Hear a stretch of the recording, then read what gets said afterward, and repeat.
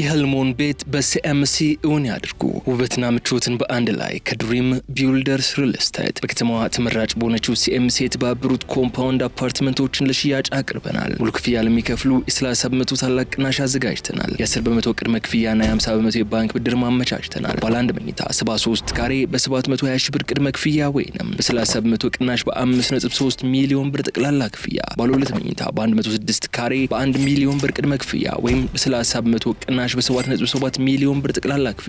ባለ 3 መኝታ 141 ካሬ በ1.4 ሚሊዮን ብር ቅድመ ክፍያ ወይም 30 በመቶ ቅናሽ በ10.3 ሚሊዮን ብር ጠቅላላ ክፍያ እንካችሁ ብለናል። አፓርትመንቶቻችን ሰፊ የመኪና ማቆሚያ፣ የልጆች መጫወቻ፣ ዘመናዊ የመዋኛ ገንዳና አስተማማኝ የከርሰ ምድር ውሃ እንዲሁም ሌሎች መሰረታዊ ልማቶች ያላቸው በመሆናቸው ተፈላጊ ናቸው። ይፍጠኑ። በ2 ዓመት ተኩል ጊዜ ውስጥ ቁልፍ እናስረክባለን። ዋጋ ሳይጨምር የቤት ባለቤት የመሆን እድሉ አሁን ነው። የቀሩት ጥቂት ቤቶች ብቻ በመሆኑ በ0964 2529 አሁኑን ይደውሉ። ድሪም ቢውልደርስ ሪል ስቴት።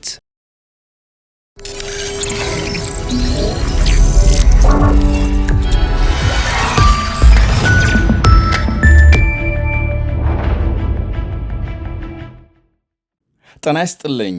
ይህ አዋዜ ነው። የዕለቱን ዋና ዋና ጉዳዮች እንመለከታለን። በላይ በቀለ ነኝ።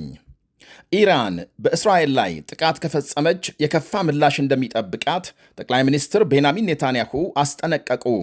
ኢራን የእስራኤል ጎረቤት ዮርዳኖስን ጨምሮ በባሕረ ሰላጤው ሀገሮች ጥቃት መፈጸሟን ተከትሎ ጠቅላይ ሚኒስትር ቤንያሚን ኔታንያሁ በሰጡት መግለጫ ቴሄራን አንዳች ጥቃት በእስራኤል ላይ ካደረሰች እጅግ ከባድ ምላሽ ይጠብቃታል ሲሉ አስጠንቅቀዋል።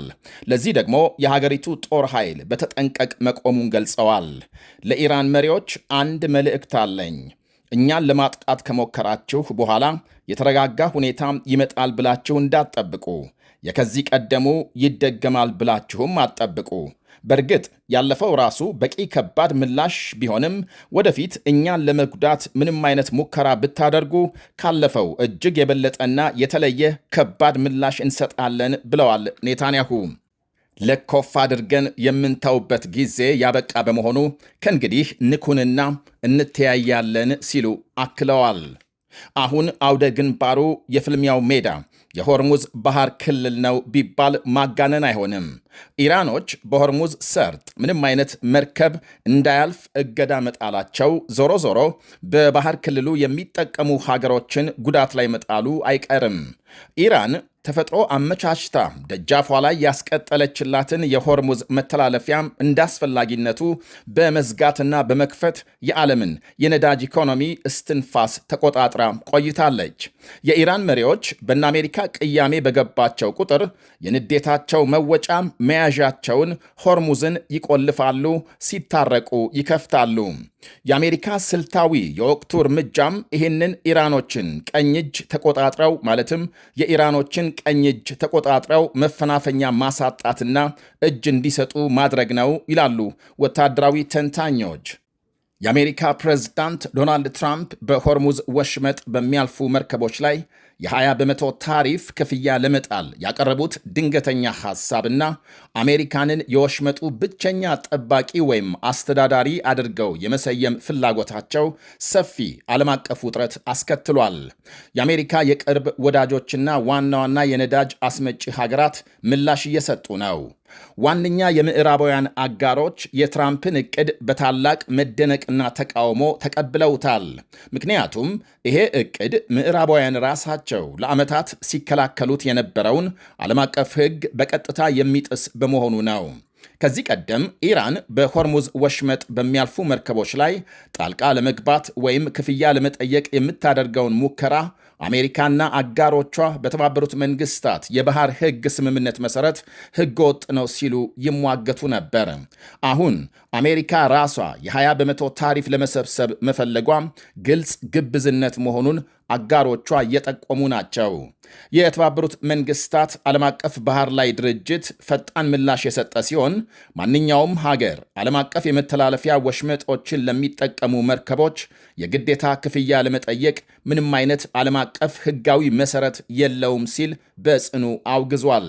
እንደ ብሪታንያ፣ ፈረንሳይ፣ ጀርመንና ጣሊያን ያሉ የአውሮፓ ሀያላን በእንዲህ አይነት ሁኔታዎች ውስጥ በአሜሪካ በሚመራው ወታደራዊ ዘመቻ ላይ ለመሳተፍ የቀረበውን ጥሪ ውድቅ አድርገዋል።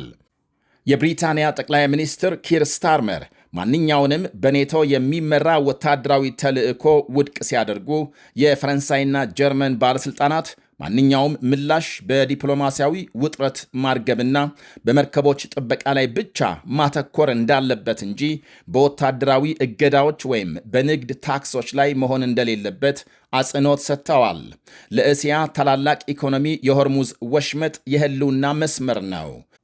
ይኸው የባህር መተላለፊያም ወደ ጃፓን፣ ደቡብ ኮሪያ፣ ቻይናና ህንድ የሚጓጓዘውን አብዛኛውን ድፍድፍ ነዳጅ ያስተላልፋል። ጃፓን በከፍተኛ ሁኔታ በመካከለኛው ምስራቅ ነዳጅ ላይ የምትደገፍ ቢሆንም መሪዎቿም የጦር መርከቦችን የመላክ ዕድሉ በጣም ጠባብ ነው በማለት ጥንቃቄ እንዲደረግ አሳስበዋል። የ20 በመቶ ክፍያ ወይም ጥብቅ እገዳ የሀገር ውስጥ የኃይል ዋጋን በእጅጉ ያንረዋል የሚል ከፍተኛ ስጋት አላቸው።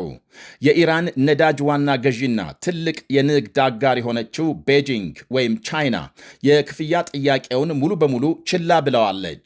ቻይና ከሁሉም ወገኖች ጋር እየተገናኘች መሆኗን ገልጻ ከወታደራዊ ጡንቻ ማሳየት ይልቅ ለዲፕሎማሲ መፍትሄዎች ብቻ ቁርጠኛ መሆን እንደሚያስፈልግ አመልክታለች። የሆርሙዝ መተላለፊያን በተመለከተ የተፈጠረው ውጥረትና የአሜሪካው መሪ በወሽመጡ በሚያልፉ የንግድ መርከቦች ላይ 20 በመቶ የታሪፍ ክፍያ ለመጣል ማቀዳቸው የዓለም አቀፉን ማኅበረሰብ ትኩረት እንደሳበ ቀጥሏል። በዚህ ጉዳይ የተባበሩት መንግሥታት ድርጅት ዋና ጸሐፊ አንቶኒዮ ጉቴሬዝ በቃል አቀባያቸው በኩል ግልጽ አቋማቸውን ይፋ አድርገዋል። ዋና ጸሐፊው በሆርሙዝ ወሽመጥ ነፃ የባህር ላይ የመጓዝ መብት እንዲከበር ይፈልጋሉ። ማንኛውም ሀገር በዓለም አቀፍ የውሃ መስመር በሚያልፉ የንግድ መርከቦች ላይ የጉምሩክ ወይም የታሪፍ ክፍያ ለመጣል የሚያስችል የሕግ መሠረት እንደሌለው የተባበሩት መንግሥታት ድርጅት በተደጋጋሚ አሳስበዋል።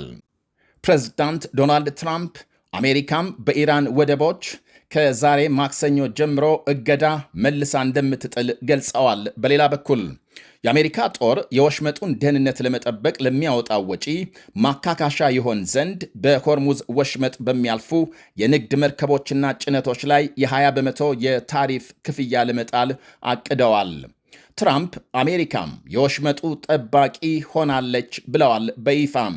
የኢራን ውጭ ጉዳይ ሚኒስትር አባስ አራክቺ በበኩላቸው የአሜሪካ ጥያቄን ውድቅ በማድረግ የሆርሙዝ ወሽመጥ ታሪካዊና ሕጋዊ ጠባቂ ወይም አስተዳዳሪ አሜሪካ ሳትሆን ኢራን ራሷ ናት ብለዋል።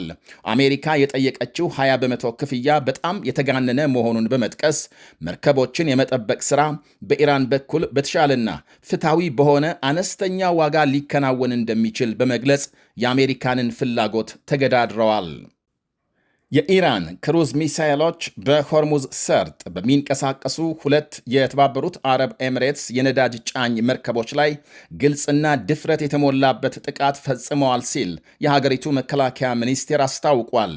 በጥቃቱ አንድ የህንድ ዜግነት ያለው የመርከብ ሰራተኛ ሲሞት 8 ሌሎች 6 ህንዳውያንና 2 የዩክሬን ዜጎች ቆስለዋል። ከነዚህ ውስጥ የአራቱ ሁኔታም አስጊ ደረጃ ላይ መድረሱ ተመልክቷል። የአሜሪካው መሪ ዶናልድ ትራምፕ የአሜሪካ ጦር ኃይል በኢራን ላይ ለ3 ተከታታይ ምሽት ጥቃት ማድረሱን ገልጸዋል። የኢራን ጦር ኃይል አሜሪካ በቀጠናው የምታደርገውን ጣልቃ ገብነት የዓለም አቀፍ ንግድ ደህንነት አደጋ ላይ የጣለ መሆኑን ገልጾ ከአሜሪካ ጋር መተባበር በኢራን ሉዓላዊነት ላይ እንደታወጀ ጦርነት እንደሚቆጠርና ግጭቱ ከተስፋፋ የቀጠናው ሀገራት በሙሉ በጦርነት እሳት እንደሚለበለቡ አስጠንቅቋል። በተያያዘም የአውሮፓ ህብረት አቪዬሽን ኤጀንሲ በባሕረ ሰላጤው ሀገሮች የአየር ክልል የሚበሩ አውሮፕላኖች ጥንቃቄ እንዲያደርጉ አስጠንቅቋል። ኤጀንሲው ዛሬ ባወጣው መግለጫም በተለይ በባህሬን፣ ኩዌት፣ ኳታር፣ የተባበሩት አረብ ኤምሬትስና በኦማን ባህረ ሰላጤ አየር ክልል የሚበሩ አውሮፕላኖች አቅጣጫ እንዲቀይሩ አስጠንቅቋል። ሁኔታውን በጥንቃቄ እየተከታተለ መሆኑንና ቢያንስ ለሚቀጥሉት 2 ሳምንታት አየር መንገዶች ማስጠንቀቂያውን ተግባራዊ እንዲያደርጉ ጥሪ አቅርበዋል። ተባብሶ በቀጠለው ጦርነት በባሕረ ሰላጤው ሀገሮች አየር ክልል የተዋጊ ጀቶች እንቅስቃሴ፣ የአየር መከላከያ፣ የሚሳኤልና ድሮኖች መወንጨፍ ለመንገደኞች አውሮፕላን በረራ አደገኛ ነው ብሏል ኤጀንሲው። ይህ አዋዜ ነው።